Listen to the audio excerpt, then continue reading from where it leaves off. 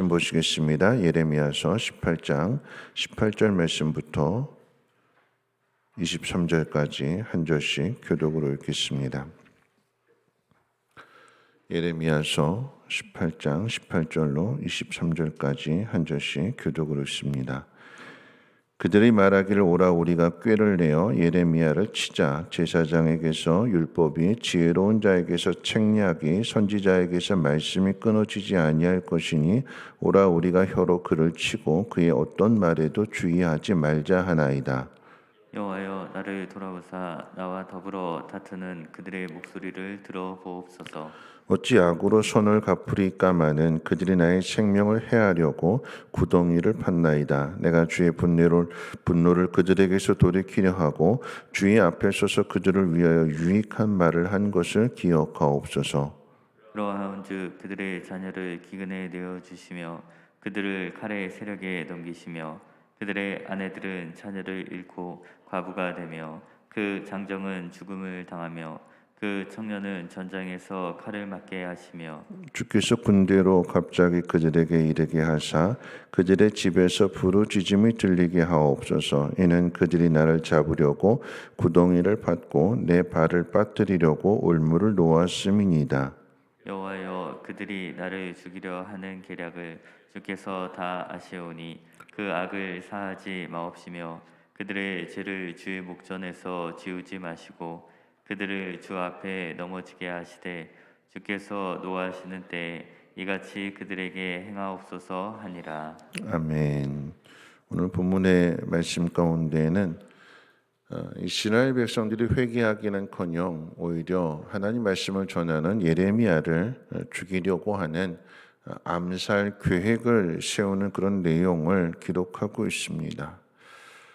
예레미야를 죽일 계획을 세우자 이 사람이 없어도 우리에게는 율법을 가르쳐줄 제사장이 있고 지혜를 가르쳐줄 현자가 있으며 또한 말씀을 전해줄 예언자가 있으니까 그러니까 우리가 이 사람을 죽이자 필요 없다. 어떻게 죽이는가? 이 사람을 헐뜯고 이 사람이 하는 모든 말을 다 무시하자. 그리고는 구덩이를 파놓고 함정에 빠뜨려서 죽이자라고 하는 것이 이스라엘 백성들의 상황이고 하나님 말씀을 듣는 것에 대한 반응이었습니다.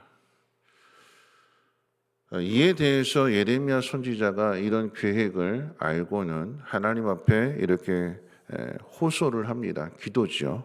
어떤 기도의 내용인가? 원수들이 저를 두고 하는 말을 하나님 좀 들어주십시오.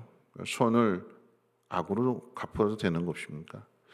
내가 저들을 정말 선한 마음 가지고 저들을 위해서 하나님이 저들을 심판하신다고 할 때 내가 저들 편에 서서 저들을 변호해 주었고 하나님 좀 참아달라고 하나님 앞에 호소한 것을 하나님 아시지 않습니까? 하나님 좀 진노를 좀 풀어주시고 은혜를 베풀어 달라고 내가 그렇게 하나님 앞에 간절히 기도했던 것들을 하나님 기억해 주십시오. 그러다가 이제 자신의 의로움을 나타내는 거예요. 하나님, 난 아무 잘못 없는데 저 사람들이 나를 죽이려고 합니다라고 하는 자신의 의로움을 하나님 앞에 호소하면서 반대로 또 이렇게 이야기합니다. 그들이 이렇게 배은망덕하니까 그들의 아들, 딸들이 굶어 죽거나 전쟁에서 좀 죽게 해 주십시오. 그들의 아내들은 아들, 딸을 잃어버리고 남편을 잃어서 모두가 다 과부가 되게 해 주십시오. 자녀들은 전쟁터에 나가서 칼에 찔려 죽게 해 주십시오. 주님, 저를 죽이려고 하는 그들의 모든 흉계를 하나님 다 아시기 때문에 그들의 죄를 용서하지 마시고 그들의 허물을 가볍게 다루지 마십시오. 거꾸러져서 죽게 해 주십시오. 예레미야 선지자의 솔직한 마음이에요. 근데 여러분 기억해야 되는 것은 믿음이라고 하는 것에도 단계가 있다라고 하는 것을 분명하게 기억해야 되는 것이고 당하는 입장에서 예레미야 선지자가 참 억울하고 속상하고 화가 나기 때문에 하나님 앞에 이렇게 좀 복수해달라고 호소를 하지만 그런데 예수님 모습과 비교해 본다면 예레미야의 그 모습은 여전히 아직 신앙이 어린 모습인 거지요. 하나님 말씀을 전하면서 그 모진 핍박을 당하고 있지만 그 믿음이 더 성장해야 된다라고 하는 것을 오늘 본문을 통해서 확인하게 되는데, 여러분 우리가 생각하게 되는 것은 예레미야 선지자가 옳은 길을 가고 있는데 왜 이렇게 핍박을 당해야 되는 것이고 환난을 당해야 되는 것일까요? 하나님 심판하신다고 하셨으면, 말씀을 주셨으면 빨리 그 말씀대로 좀 이루어 주셔서 예레미야 선지자가 참 선지자라고 하는 것을 빨리 증명해 주시지 않고 왜 이런 시간들을 길게 가게 하시는가? 왜 의인이 이렇게 고통을 오래도록 당하게 하시는가? 오늘 두 가지를 생각해 보고 있는데요. 첫 번째는 하나님께서 이와 같은 의인이 핍박을 계속해서 당하게 하는 그 첫 번째 이유는 예레미야를 연단한다라고 하는 사실이에요. 내가 고통을 옳게 살고 있음에도 불구하고 고난의 시간이 긴다라고 하는 것은 하나님 나를 다듬으시는 거예요. 어떻게 다듬으시는가? 이스라엘 백성들이 지금 하나님 말씀을 듣고 돌이키고 회개해야 되는데 그렇지 않고 오히려 적반하장식으로 배은망덕하게 악을 행하고 있고, 말 듣지 말자, 무시하자, 죽이자. 뭐가 드러나는가 하면 예레미야의 순종과 예레미야의 그 옳음이 드러나면 드러날수록 반대로 이스라엘 백성들의 불의함이 드러나게 되는 거죠. 뒤집어서 이야기하면 이스라엘 백성들이 악을 행하면 행할수록 내가 고난의 시간이 그렇게 길어진다라고 하는 것은 내가 살기 위해서 적들과 타협하지 않고 비위 맞추지 않고 하나님 말씀대로 순종하고 있기 때문에 지금 계속해서 내가 당하고 있는 입장이잖아요. 뭐가 드러나는 거예요? 내 의로움이 드러나는 거예요. 옳음이 드러나는 거예요. 상대방이 나를 죽이려고 위협하면 위협할수록 상대방이 악이 더 드러나게 되는 거예요. 하나님이 예레미야를 다듬어 가시는데 어떻게 다듬어 가시느냐? 이런 상황들을 통해서 그의 마음, 그의 기도, 그의 입술에서 나오는 모든 말까지 하나님께서 다듬어 가실 거예요. 내가 왜 이렇게 고난의 시간을 길어야 되는가? 그 때문에 내가 하나님 앞에 기도하는데 그 기도하는 수준을 하나님께서 다르게 하시는 거예요. 두 번째로 생각해 볼 것이 있다면 백성들의 입장이에요. 하나님도 두려워하지 않고, 하나님을 두려워하지 않는데 예레미야를 두려워하겠어요? 하나님 말씀 주시는데도 불구하고 망한다, 너희 그렇게 살면 죽는다, 그렇게 말씀하시는데도 우리는 안 죽습니다.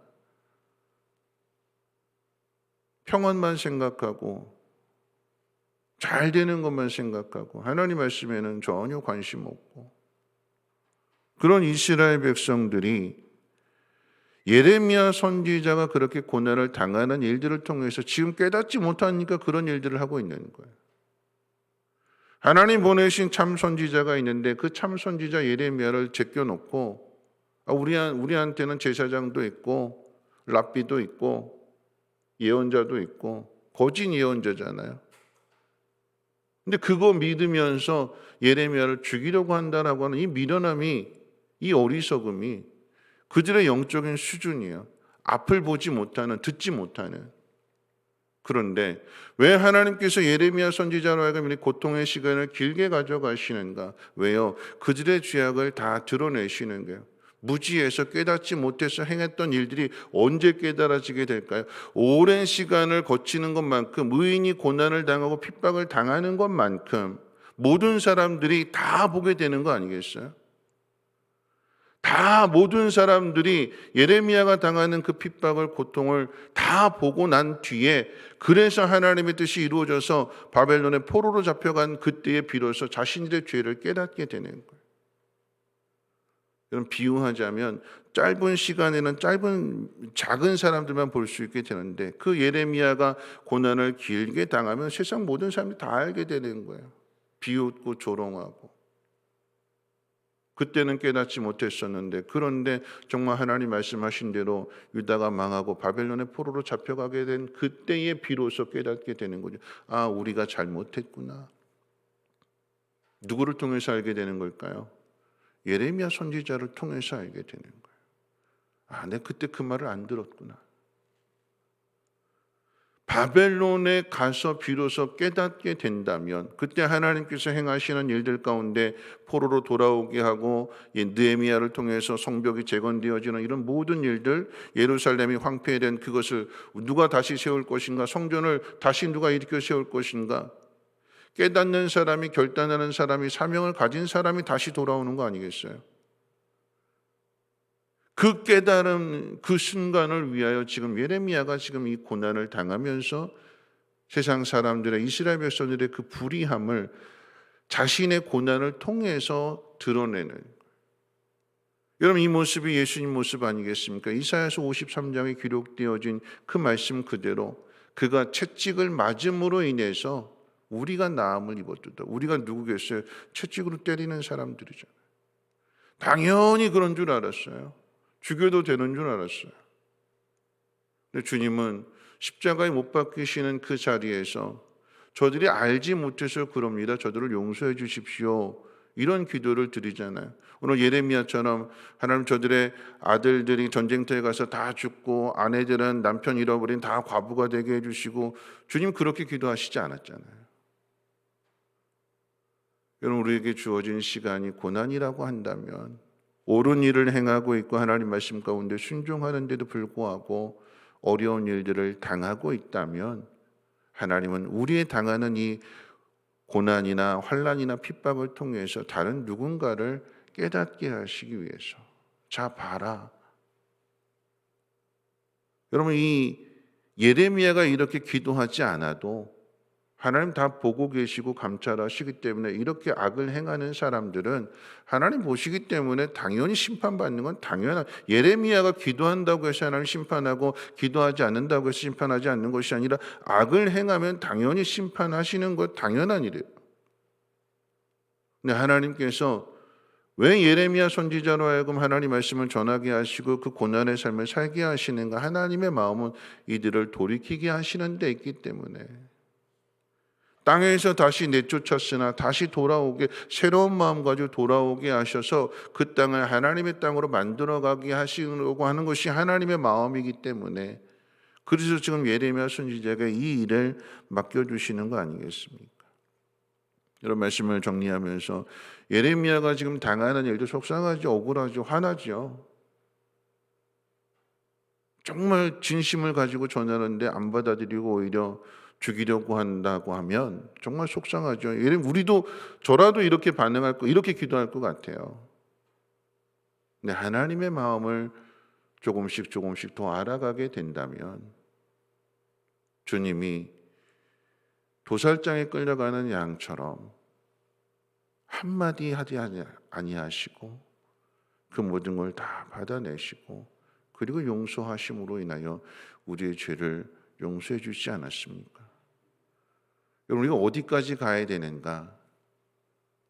다 당하면서 마침내 때리는 거 맞아가면서 마침내 그 사람이 나중에 가서 잘못했어, 그 한마디 들을 때까지 가야 되는 거예요.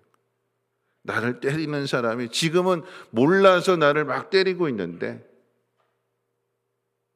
하나님이 그런 사람조차도 용서하시고 다시금 돌아오게 하시는 이 하나님의 사랑이 그를 변화시킬 것을 믿고 그걸 다 맞으면서 나중에 가서 이 사람이 내가 잘못했어, 그땐 내가 몰랐어, 미안해.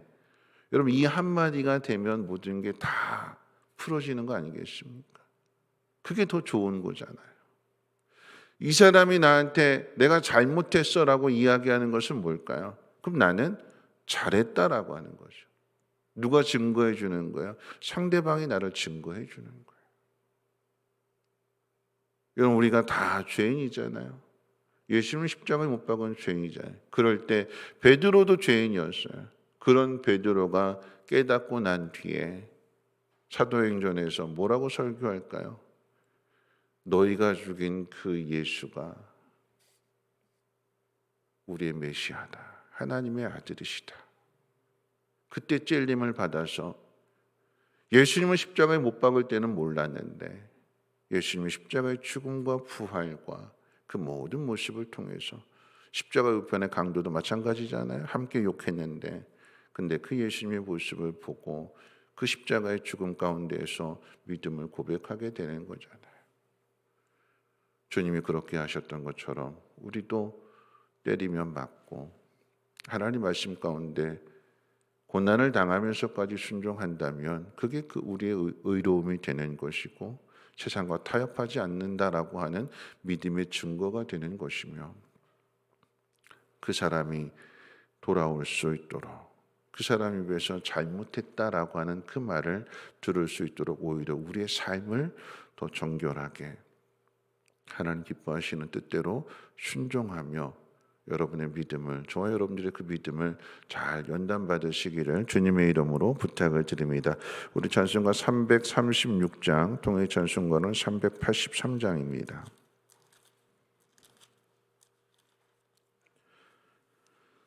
찬송가 336장입니다. 환난과 핍박 중에도 성도는 신앙 지켰네.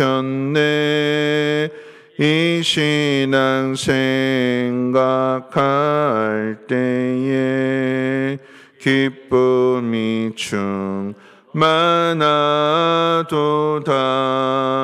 성도의 신앙 따라서 죽도록 충성하겠네. 옥중에 매인 성도나 양심은 자유 얻었네. 우리도 고난 받으면 죽어도 영광 되도다. 성도의 신앙 따라서 죽도록 충성하겠네. 성도의 신앙 본받아 원수도 사랑하겠네. 인자한 언어 행실로 이 신앙 전파하리라. 성도의 신앙 따라서 죽도록 충성하겠네. 아멘. 오늘 말씀을 생각하면서 우리 함께 기도하실 때에 악을 행하는 사람들은 우리가 하나님 전쟁에 망하게 해주시고 과부가 되게 해주시고 그렇게 기도하지 않아도 악을 행한다면 당연히 하나님 심판을 받는 거지요.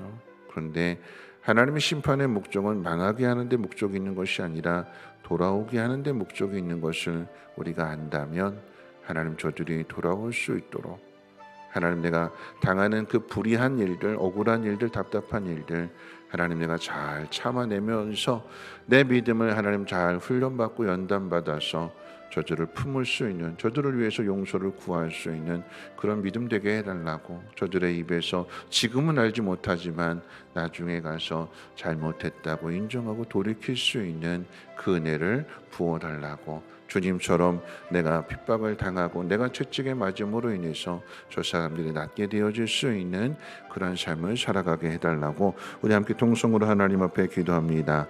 좋으신 하나님 감사합니다. 하나님 오늘 말씀을 들으면서 하나님 억울한 일을 당하고 속상한 일을 당할 때 참지 못하는 것이 우리들의 모습입니다. 하나님 그럴 때에도 하나님 오늘 예레미야 선지자의 모습을 보고 또한 주님의 모습을 보면서 하나님 환난 가운데 인내할 수 있는 믿음을 하나님 우리에게 허락하여 주시기를 원합니다. 환난은 우리를 연단해 갈 것입니다.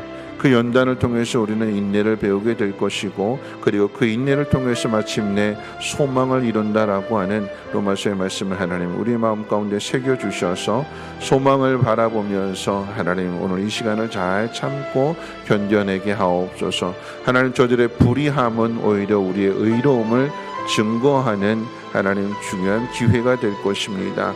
하나님 내가 의를 위하여 핍박을 당하는 것만큼 세상 가운데 그 죄가 드러날 것인데 하나님 저들의 죄를 드러내시고 저들이 깨닫고 보지 못하던 것들을 보고 하나님 뉘우치고 하나님께로 돌이킬 수 있도록 하나님 은혜를 베풀어 주시옵소서. 하나님 잘못한 대로 심판당하는 것이 아니라 잘못한 것을 깨닫고 내가 잘못했노라고 고백하며 하나님 그 가운데 하나님의 뜻을 이뤄나갈 수 있는 우리 모두가 되게 하시고 하나님께서 허락하시는 그 모든 상황들 하나님의 주권 가운데 있고 하나님의 감찰하시는 가운데 있음을 하나님 깨닫게 해주셔서 낙심하고 실망한 일들이 아니라 오히려 그 속에서 더욱 하나님만을 의지하는 마음 되게 하옵소서. 때로는 하나님 답답하고 억울하고 속상할 때에 있는 모습 그대로 토로하기를 원하고 또 그런 모습들을 통해서 우리를 다듬어 가기를 원합니다. 우리의 신앙이 성장하는 신앙 되게 하시고 장성한 분량까지 주님을 닮아가는 그 모습까지 나아갈 수 있도록 하나님 우리를 인도해 주시옵소서.